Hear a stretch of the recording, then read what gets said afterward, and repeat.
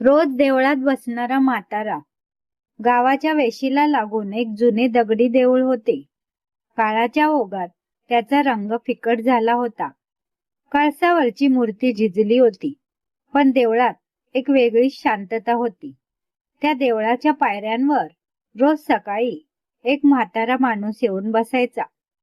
कोणी त्याचं नाव विचारायचं नाही, कोणी तो कोण आहे हे जाणून घ्यायचं नाही. लोक फक्त एवढंच म्हणायचे, तो देवळात रोज बसणारा म्हातारा आहे.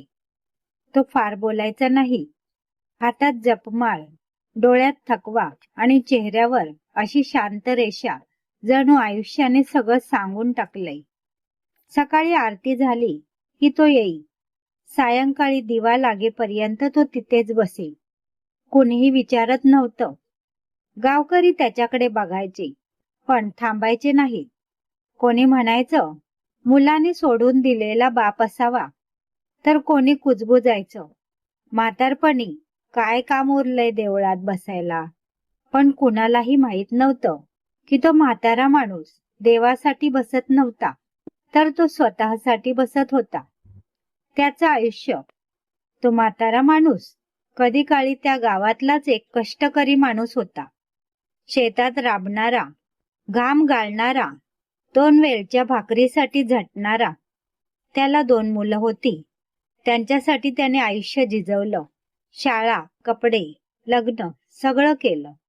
आणि एक दिवस तो एकटाच उरला. मुलं शहरात गेली, फोन कमी झाले, भेटी बंद झाल्या. पहिला राग आला, मग दुःख आणि शेवटी स्वीकार. एके दिवशी थकून तो देवळात आला आणि पायऱ्यांवर बसला. देवाकडे काही मागायला नाही, फक्त मन मोकळं करायला. त्या दिवसापासून तो रोज येऊ लागला.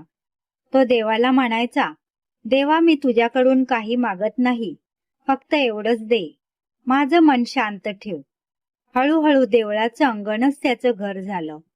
एके दिवशी गावातला एक लहान मुलगा त्याच्या जवळ येऊन बसला. आजोबा, तुम्ही रोज इथे का बसता? म्हाताऱ्या माणसाने हसून विचारलं, तू रोज शाळेत का जातोस? मुलगा म्हणाला, शिकायला.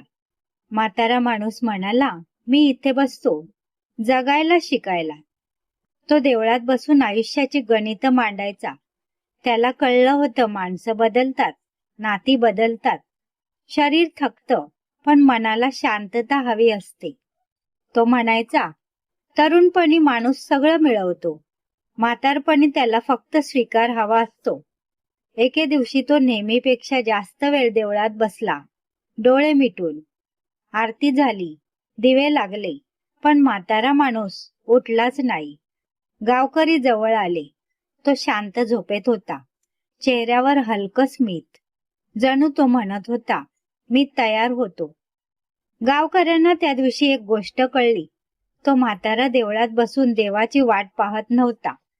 तो स्वतःला तयार करत होता, एकटेपणाशी मैत्री करण्यासाठी, आयुष्याला निरोप देण्यासाठी आणि मनाला शांत करण्यासाठी.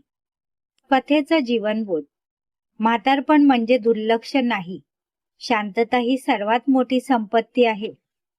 देव म्हणजे फक्त मूर्ती नाही, तो मनात असतो. आयुष्याच्या शेवटी समाधान हवं, गर्दी नाही. मित्रांनो, व्हिडिओ आवडला असेल तर लाईक आणि शेअर करायला विसरू नका. व्हिडिओ पाहिल्याबद्दल व ऐकल्याबद्दल धन्यवाद.